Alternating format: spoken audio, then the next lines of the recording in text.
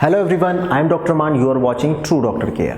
तो आज हम बात करेंगे ओमिक्रॉन के बारे में। ये क्या है, कैसे इसके सिम्टम्स हैं, क्या हमें करना चाहिए आज के वक्त में। तो ओमिक्रॉन एक न्यू वेरिएंट है जिसका कोड है B11529। इसको इसी नाम से जाना जाता है। बहुत रैपिडली फैल रहा है, इसने बहुत ही जल्दी पूरे वर्ल्ड को इन्वॉल्व कर लिया है। इसका पहला केस 24 नवंबर 2021 को WHO को रिपोर्ट हुआ था साउथ अफ्रीका से, और जब 22 दिसंबर 2021 आया यानी कि एक महीने बाद ये 110 कंट्री के अंदर फैल चुका था। तो इसी से आपको अंदाजा लग जाएगा कि मात्र एक महीने के अंदर ये 110 कंट्री में फैल गया। ये डेल्टा वेरिएंट से भी ज़्यादा तेजी से फैलता है। इसका इन्फेक्टिविटी रेट बहुत ज़्यादा है। ये माना जाता है कि हाँ, डेथ रेट कम है बट इन्फेक्टिविटी रेट बहुत ज़्यादा है। हमारे हेल्थ केयर वर्कर, यहाँ तक कि डॉक्टर्स, नर्सिंग स्टाफ और जनरल पब्लिक, कोई भी इससे अछूता नहीं रह रहा। कोई ना कोई कहीं ना कहीं रूप से इसे अफेक्ट हो रहा है और कहीं ना कहीं ये प्रॉब्लम लोगों को कर रहा है। तो अब हम बात करते हैं इसके सिम्टम्स के बारे में। तो सिम्टम में लो ग्रेड फीवर होगा, हो सकता है हाई भी चला जाए but generally low grade fever है। आपको थ्रोट पेन होगा, जैसे कि थ्रोट में पेन होता है आपको टॉन्सिलाइटिस के टाइम पर, या फिर कि आपको फेरेंजाइटिस के टाइम पर गले में लालिमा मिल सकती है। साथ ही साथ आपको थूक सटकने में प्रॉब्लम होगी। इसके अलावा आपको बॉडी पेन होगा, मसल वीकनेस होगी, आपको ओवरऑल वीकनेस फील होगी, आपकी भूख कम हो जाएगी। ये भी एक बहुत अहम इसका सिम्टम है। इसके साथ ही साथ जो पहले डेल्टा वेरिएंट के अंदर आता था कि स्मेल चली गई या फिर टेस्ट चला गया, ऐसा इसके अंदर कम देखने को मिलता है या फिर ना ही देखने को मिलता है। तो यही सब सिम्टम इसके होते हैं, इन्हीं सबको आपको ध्यान में रखना है। अब डायग्नोसिस की बात करें तो सिम्टम के अकॉर्डिंग हमें ये पता चल जाता है कि हाँ, इनको कोविड और ओमिक्रॉन इन्फेक्शन हो सकता है। लेकिन उसके लिए अगर हमें टेस्ट कराना चाहिए तो रैपिड एंटीजन टेस्ट एक टेक्निक है जो कि विद इन 30 मिनट आपको रिजल्ट बता देती है। फिर आता है RT-PCR जो कि बहुत कॉमन है, 2-3 दिन में, एक दिन में अलग अलग जगह के अकॉर्डिंग रिपोर्ट आ जाती है। और एक नया नाम है NAT यानी कि न्यूक्लिक एसिड एम्प्लीफिकेशन टेस्ट। तो जो इस वायरस का RNA मटेरियल है, एक जेनेटिक मटेरियल, उसको एम्प्लीफाई किया जाता है और फिर उसकी रिपोर्ट बनाई जाती है। तो इसके फॉल्स नेगेटिव आने के चांसेस कम होते हैं और इसकी सेंसिटिविटी ज़्यादा होती है। तो अच्छे से इस रिजल्ट पता चल जाता है। और फिर होता है जीनोमिक सीक्वेंसिंग, यानी कि उससे ये पता चलता है कि वेरिएंट कौन सा है, उसका जीनोमिक सीक्वेंस क्या है। तो यही सब टेस्ट करा के हम ये जान सकते हैं कि हमें कोविड है और हमें क्या करना चाहिए। बाकी हमारे सिम्टम के अकॉर्डिंग का ट्रीटमेंट होता है। अब प्रिवेंशन की बात करें तो प्रिवेंशन हम शुरू से ही जानते आ रहे हैं हमें क्या करना है। तो सबसे पहले और इंपॉर्टेंट पार्ट है वैक्सीनेशन। आपको वैक्सीनेट होना है, क्योंकि वैक्सीनेशन होने के बाद जो आपके अंदर एंटीबॉडी होती है वो मैक्सिमम वेरिएंट के खिलाफ आपको इम्यूनिटी प्रोवाइड करती है। जरूरी नहीं सबके खिलाफ, लेकिन मैक्सिमम के खिलाफ वो इम्यूनिटी प्रोवाइड करती है। तो इसलिए आपको वैक्सीनेट होना जरूरी है। फिर आपको मास्क की ज़रूरत है, एक वेल फिटेड मास्क जो ये वाला एरिया होता है इसको अच्छे से कवर करे। अगर आपने मास्क लगा रखा है तो यहाँ से एयर लीक नहीं होनी चाहिए इन सभी पार्ट से। और आप जब मास्क लगाकर सांस लेंगे तो एक सफोकेशन भी आपको फील होगा, क्योंकि आपको पता चलेगा मास्क के थ्रू सांस ले रहे हैं। बेटर मास्क है N95, लेकिन अगर आप अफोर्ड नहीं कर सकते तो आप कोई भी मास्क लीजिए, बस वेल फिटेड होना चाहिए। क्राउडेड प्लेस में जाने से बचिए, भीड़ भाड़ वाले इलाकों में ना जाइए। मार्केट, शॉपिंग, इन सब चीज़ों को अवॉइड कीजिए। भीड़ भाड़ वाले एरियो में ना जाकर क्राउडेड प्लेस को अवॉइड कीजिए, पार्टीज को अवॉइड कीजिए। हैंड हाइजीन का ध्यान बहुत ज़रूरी है। आप सही से अपने हाथों को धोइए, रेगुलरली वॉश कीजिए। लोगों से हैंडशेक अवॉइड करके नमस्ते वाली ट्रिक को यूज़ कीजिए। और अगर आप हाथ धोते हैं तो 20 सेकेंड तक अच्छे से आपको हाथ धोने की ज़रूरत है।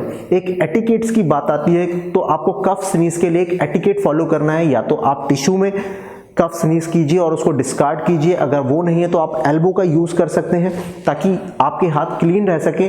अदर सरफेस जो होती हैं उनको अपने हाथों से टच ना करें, ताकि वहाँ अगर कोई जेनेटिक मटेरियल है उस वायरस का तो वो आपके हाथ में ना आए।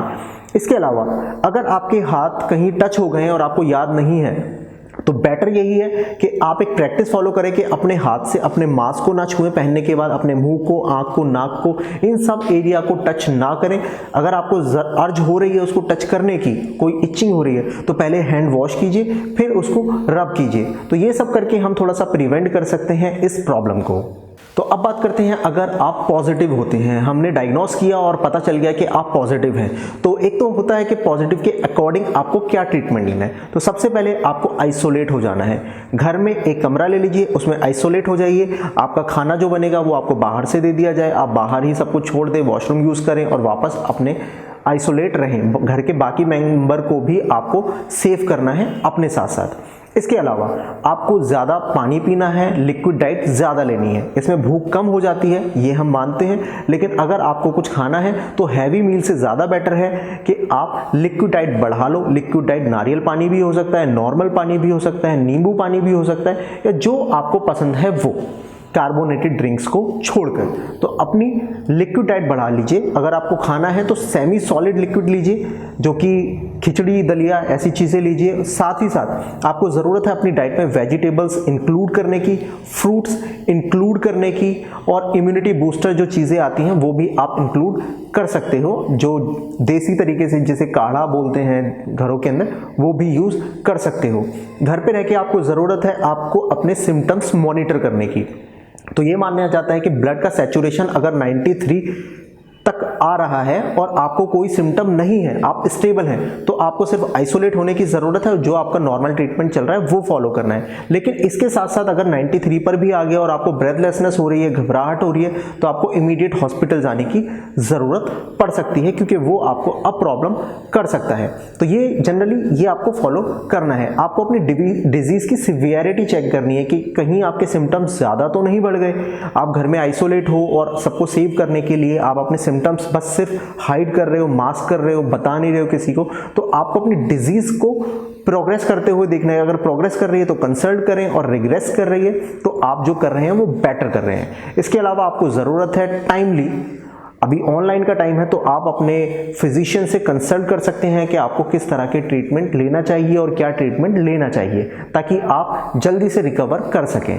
तो इसके अलावा आपको ज़रूरत है मोटिवेटेड रहने की। आप मोटिवेट रहिए, पॉजिटिव रहिए, नेगेटिव लोगों से दूर रहिए, क्योंकि कई बार क्या होता है, लोग बोलते हैं कोविड में ये हो गया, इसको ये हो गया, तो वो नेगेटिव इम्पैक्ट आपको ज़्यादा हार्म करता है, आपको मेंटली डिस्टॉर्ट करता है, आपका स्ट्रेस बढ़ाता है। और जब ये सारी चीज़ें बढ़ती हैं तो आपके सिम्टम ऑटोमेटिकली डिजीज़ होने के बिना भी बढ़ जाते हैं। आपने कई बार देखा होगा, कई बार लोग कहते हैं मुझे सर दर्द हो रहा है, सर दर्द हो रहा है, और थोड़ी देर बाद सर दर्द हो जाता है। कई बार कहते हैं मुझे फीवर फील हो रहा है, वीकनेस हो रही है, वीकनेस हो रही है, शाम आते आते वो सिम्टम्स आपके अंदर आ जाते हैं। तो इसलिए आपको पॉजिटिव रहने की ज़रूरत है। अगर आपने अपने आप को आइसोलेट किया हो एक कमरे में, तो इंडोर गेम्स होती हैं, उसमें अपने आप को बिजी रखिए। आप मोबाइल यूज़ करते हैं तो मोबाइल पे गेम खेलिए, या फिर जो भी आप कर सकते हैं जो आपको पॉजिटिव देता है और सराउंड से डिस्ट्रैक्ट करता है, वो आप कर सकते हैं। अगर आपको म्यूज़िक पसंद है तो आप अच्छा म्यूज़िक सुनिए, मूवी देखना पसंद है वो कीजिए। अगर आप हल्की फुल्की एक्सरसाइज करना चाहते हैं अपने रूम में, वो भी कर सकते हैं। लेकिन आपको नेगेटिव लोगों से बचने की ज़रूरत है और अपने आप को टाइमली ट्रीट कराने की ज़रूरत है। आई होप आपको ये वीडियो अच्छी लगी होगी। तो अगर आपको ये वीडियो अच्छी लगी है तो लाइक शेयर ज़रूर करें, और अगर आपने हमारे चैनल को सब्सक्राइब नहीं किया है तो चैनल को सब्सक्राइब कर लें, ताकि आप हमारे इंफॉर्मेटिव वीडियो मिस ना करें। So stay healthy, stay fit. Thank you.